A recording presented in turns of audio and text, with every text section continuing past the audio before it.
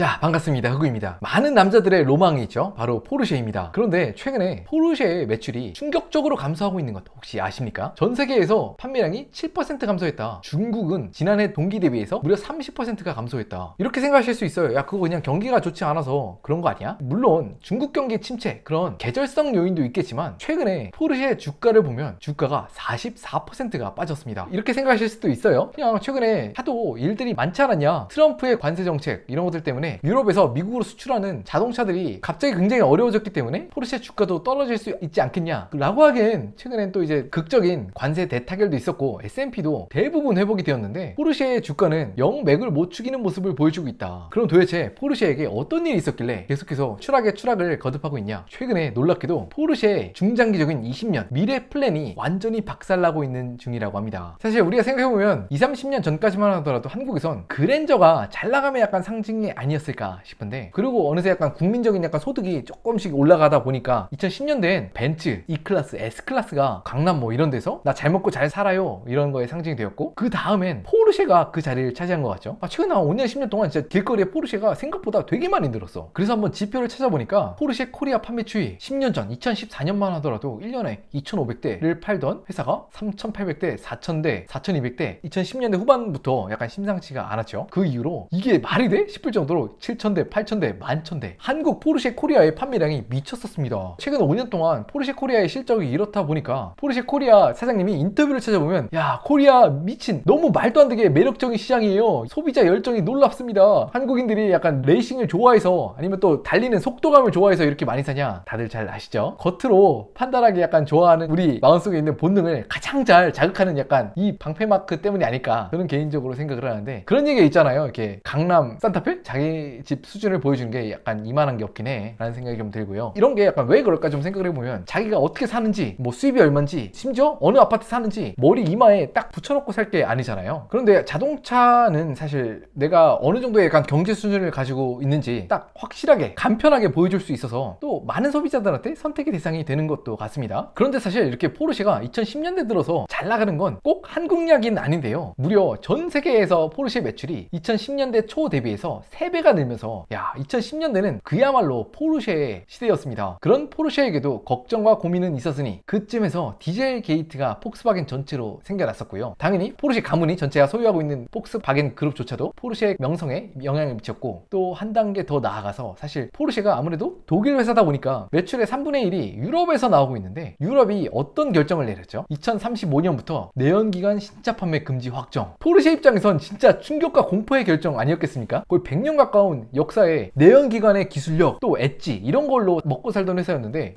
한 20년 후부터는 내연기관 차가 판매가 아예 금지된다고 하니까 거의 약간 충격과 공포스러운 약간 결정이 아니었나, 그런 고민이 되는 상황에 처해 있었고요. 또 마지막으로 바다 건너 저 미국에 테슬라라는 회사가 있습니다. 일론 머스크가 이런 약간 기치를 내비쳤다고 해요. 창업자들하고 되게 많이 갈리는 지점이 여기 있었습니다. 테슬라의 창업자들은 되게 긱스러운 약간 상품들을 내놨었는데 일론 머스크는 완전히 반대에 서 있었습니다. 전기차와 같은 그런 차는 소비자들을 설득하고 그래야만 하는 새로운 상품이기 때문에 섹시하지 않은 제품은 절대로 팔리지 않는다 라면서 전기차를 오히려 이렇게 스포츠카처럼 굉장히 예쁘게, 비싸게, 또 섹시하게, 무려 한 대에 2억 12만 달러였다고 하나?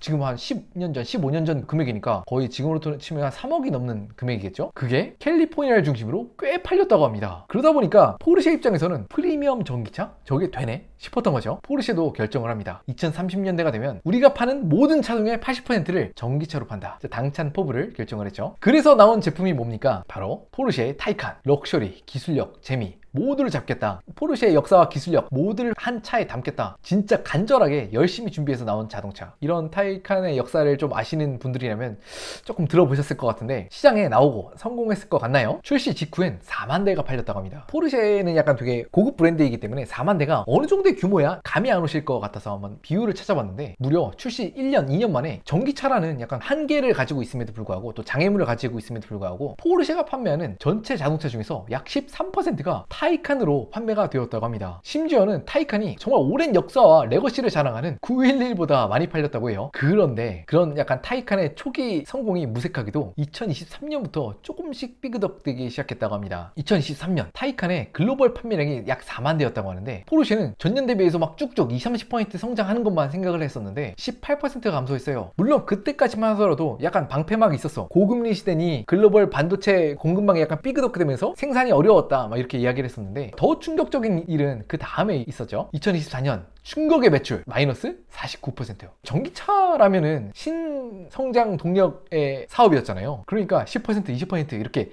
쭉쭉 성장을 했어야만 했는데 18%, 49% 감소를 하니까 포르쉐 입장에서도 마음이 바싹바싹 탔겠다, 안 그래요? 물론 이렇게 생각하실 수 있습니다. 그냥 중국이나 미국, 이게 고금리 시대였으니까 주요 시장에서 경기가 악화되었고 잠깐만 그런 거니까 나중에 뭐 포르쉐의 타이칸이든 뭐든 다시 잘 팔리지 않을까? 또 한편에서는 이거 그냥 전기차 캐즘 효과 때문에 그런 거 아니야? 전기차 자체가 시장이 소비자들한테 선택을 못 받으니까 타이칸이나 포르쉐 입장에서도 별 수 없지 라고 생각하실 수도 있을 것 같은데요. 그런데 시장 상황 돌아가는 걸 보니까 이건 그거보다 좀 더 큰 매크로적인 문제인 것 같아 보이죠. 폭스바겐 전체가 중국을 꽉 잡고 있던 그런 회사였는데 사상 처음으로 BYD에게 업계 1위 자리를 내어주고 완전히 몰락하고 있다고 합니다. BYD의 요즘 성장세가 정말 미쳤죠. 심지어 테슬라도 전 세계 전기차 업체 순위에서 매출 1위를 뺏겼습니다. 물론 이렇게 생각하실 수 있어요. 야, 흑우야, 너 또 BYD 찬양하니? 중국 빠돌이냐? 어차피 BYD나 포르쉐 아예 다른 시장 아니냐? 하나는 프리미엄이고 하나는 일반 자동차. 그리고 BYD라고 해봤자 내수에서만 거의 다 파는 내수 원툴 회사 아님? 물론 이런 지적들 일리 있는 지적이신데요. 그런데 또 한편에선 이런 이야기가 나오고 있죠. BYD가 기술 개발하는 걸 보니까 포르쉐 또 타이칸과 같은 기존에 있는 전기차 회사들이 전기차 전체 경쟁 구도에서 기술력 자체가 현격히 밀리고 있다. 사실 우리가 전기차라고 하면 가장 거리끼는 요인이 뭡니까? 한 두 가지 정도죠. 가장 우선 배터리의 주행거리, 배터리의 충전 속도. 그런데 기존의 독일 자동차 업체나 미국 업체들이 배터리 문제에 있어서 거의 개선이 없는 이때에 중국의 BYD가 이걸 해내고 있다, 그런 이야기를 하고 있죠. BYD가 전기차의 한계를 모두 부시는 중이다. 최근에 있었던 뉴스입니다. BYD가 슈퍼 E 플랫폼 기술, 이름도 되게 생소한데 새로운 기술을 공개를 했는데 그날 BYD의 주가가 10%가 넘게 뛰고 전기차 1왕이었던 테슬라의 주가가 7%가 빠지는 일이 있었습니다. 도대체 이게 무슨 기술이길래 그런 일이 있었냐 궁금해서 한번 찾아보니까 이게 액체 냉각 방식의 메가와트 충전 시스템, 어려워요 기술 이름이. 이 기술을 통해서 무려 자사의 전기 자동차를 5분 만에 완충을 시킬 수 있고요. 그 5분 만에 완충한 배터리로 400km의 항속거리를 가진다고 합니다. 이 5분이라는 숫자가 왜 중요했냐면 사실 거의 대부분의 사람들이 사용하고 있는 내연기관 자동차의 경우에는 충전이 필요가 없죠. 주유소에 가서 5분 만에 기름을 딱 넣으면 만땅, 그리고 바로 딱 출발할 수 있고. 그런데 이런 전기차들은 10분, 20분 또 40분 가까이 충전해서 가야 했는데 BYD가 이런 기술을 통해서 기존에 있는 주유소 내연기관과 거의 같은 충전을 하면 이제 출발할 수 있는 그런 기술력을 갖췄다는 겁니다. 그럼 다른 회사들은 바보여서 이렇게 빠르게 완충할 수 있는 시스템을 구비하지 않았냐? 높은 전압으로 자동차를 충전을 하면 되게 안정성을 저해하고 온도가 급격하게 올라간다고 해요. 그럼 BYD 회장은 어떻게 이런 기술력 혁신을 계속 가져오고 있냐? 진짜 어마어마한 워커홀릭이라고 합니다. 업무에 매몰돼 딸이 태어나고서 며칠 후에 처음을 봤다. 자기 BYD 공장에 방문한 중국 공무원이 이거 배터리 환경 오염에 좀 취약한 거 아니에요? 하니까 그 자리에서 전해질 용액을 원샷 때려버렸다. 이 정도 해야 진짜 좀 창업자 하는 거 아닌가? 약간 그런 생각이 좀 저는 드는데, 그럼 이 와중에 포르쉐는 어떤 또 새로운 기술력을 개발해서 좀 세상을 놀라게 하냐? 그렇지만 타이칸 배터리 결함 이슈로 집단 소송에 나서고 있다. 미국에서 자사가 자랑하는 뭐 800A 뭐 시스템 막 그런 게 있다고 하는데 800V 고전압 배터리 시스템 모듈이 쇼트컷 가능성이 있어서 화재 위험이 발견됐다. 그런데 포르쉐의 대응이 놀라워요. 소프트웨어 업데이트 충전으로 대응을 해줬는데 그 대응 방법이 이게 구조적인 개선 아니 하드웨어적인 개선이 아니라 타이칸의 충전 용량을 80%로 제한했다. 이거 뭐 애플에서 좀 본 것 같은 약간 수법인데, 이번에 소송은 사실 합의로 소송까지 가지 않고 일단락 되었다고는 하지만 포르쉐가 약간 10년 가까이 R&D에 돈을 쏟아부어서 또 회사의 전사적인 자원을 쏟아부어서 만들어낸 타이칸조차도 이러면 어떻게 앞으로 포르쉐의 전기차들을 믿고 사냐, 그런 시장의 반응이 있었고요. 사실 중국의 전기자동차 입성 이전에 사실 중국은 굉장히 아시다시피 자동차를 만들고 싶은 욕구가 엄청나게 강했습니다. 그런데 번번이 못 들어왔죠. 왜냐? 100년 동안 역사를 쌓아왔던 이런 포르쉐와 같은 폭스바겐과 같은 그런 내연기관 기술력을 따라오려면 컨설팅 회사들 피셜 매년 몇 조 원의 R&D를 비용을 10년 이상 쏟아부어야 겨우 따라올까 말까다. 그러니까 계속 적자만 보고 10년을 있어야 된다는 말이잖아요. 그랬는데 이게 이렇게 완전히 새로운 전기차 시대가 되어버리다 보니까 기존에 포르쉐가 가지고 있었던 이런 내연기관 기술, 그런 게 거의 의미가 없어지게 되고 요즘에 되게 어려운 싸움을 하고 있는 것 같죠.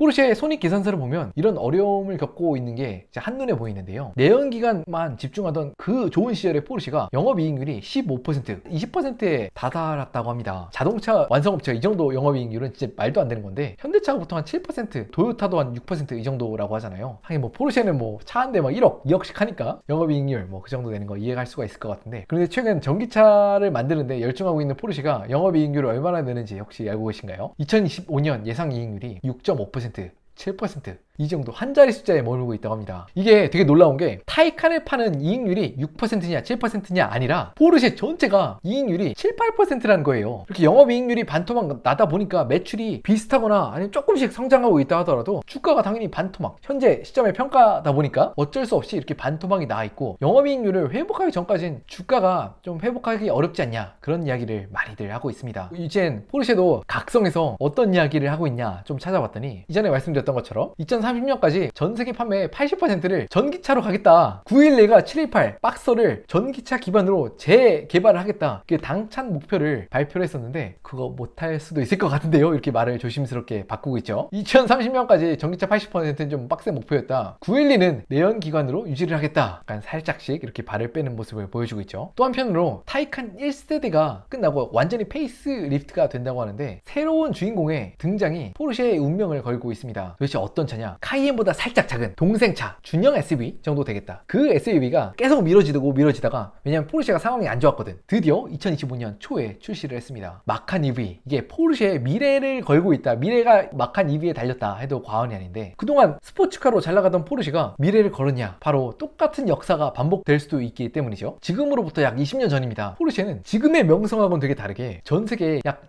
1.4만 대의 자동차를 팔면서 도요타에 비하면 100분의 1도 안 되는 거잖아요. 그마저도 영업 적자를 꾸준히 내면서 거의 망하기 직전의 회사였다고 합니다. 그런데 이런 망하기 직전의 회사를 어떤 자동차가 살렸냐? 다들 아마 길거리에서 많이 보셨죠. 한국에서도 굉장히 인기가 많은 바로 포르쉐 카이엔이었습니다. 그 당시에는 거의 스포츠카 위주로만 많이 만들어오던 포르쉐가 자기 하던 거를 자존심 굽히고 이거 아니면 내가 살아남을 수 없다는 형태로 소비자들에게 포르쉐의 멋진 방패 마크를 딱 달 수 있고 또 편하게 자동차를 탈 수 있는 포르쉐 카이엔을 출시를 했는데, 이게 어마어마한 히트를 쳤습니다. 2002년에 카이엔이 출시되었는데 그 직후부터 66,000대, 76,000대, 97,000대, 거의 타이칸 그 혹은 그 이상으로 쭉쭉 팔려나고 있는 약간 성장세를 보이죠. 2010년대 들어선 포르쉐가 전 세계에 판매하는 모든 차 중에서 과반이 넘는 차가 카이엔이었다고 합니다. 되게 아이러니인 게, 스포츠카로 얻은 명성으로 소비자들에게 더 약간 편한 자동차로, 스포츠카처럼 보이진 않잖아요. 그냥 편한 자동차지. 포르쉐가 약간 거의 카이엔으로 먹고 산다, 그런 이야기가 약간 통용되고 있다고 하는데, 실제로 지금도 포르쉐에 가장 먹여 살리고 있는 캐시카우는 뭐냐 하면 카이엔이라고 합니다. 소비자들이 그러니까 스포츠카는 너무 낮고 불편하니까 편히 타고 싶지만 포르쉐 브랜드는 누리고 싶어, 이런 욕구가 굉장히 강하다는 걸 뼈저리게 깨닫고 마칸 EV에 약간 모든 걸 건, 포르쉐의 미래를 건, 약간 EV의 역사를 건 그런 모습을 보이고 있는데, 가격을 보니까 아무나 못할 것 같아요. 가격 9,900만원. 야, 능력 있으신 분들은 사시길 바라겠습니다. 그리고 또 외신을 좀 찾아보니까 요즘 어려움을 겪고 있는 포르쉐가 어떤 곳에 미래를 겪고 있냐 좀 찾아봤더니, 파이낸셜 타임즈에 무려 코리아에 언급이 나와서 한번 준비해봤습니다. 포르쉐가 한국에 굉장히 큰 투자를 하고 있다, 한국에 전 세계 두 번째로 큰 포르쉐 성수를 오픈했다. 근데 나 같아도 한국 시장을 이렇게 우대할 것 같긴 해. 아니, 포르쉐 한국에서 이렇게 많이 팔아주는데 한국 시장 당연히 중요하게 여겨야 되지 않겠어요? 근데 포르쉐를 보면 약간 좀 생각이 드는 게, 제가 어릴 때만 하더라도 그랜저 타셔? 진짜 잘 나가시나 보다, 어디 뭐 사업하시나? 이런 생각을 가졌었는데, 포르쉐가 흔해지다 보니까 요즘에는 약간 람보르기니, 페라리 정도는 봐야지 약간 좀 막 놀라는 것 같아요. 요즘에는 우리나라 진짜 명품 자동차 이런 거 되게 많이 사는 것 같다, 약간 그런 나라가 아닌가 좀 생각을 하고요. 여러분들은 좀 어떻게 생각하시나요?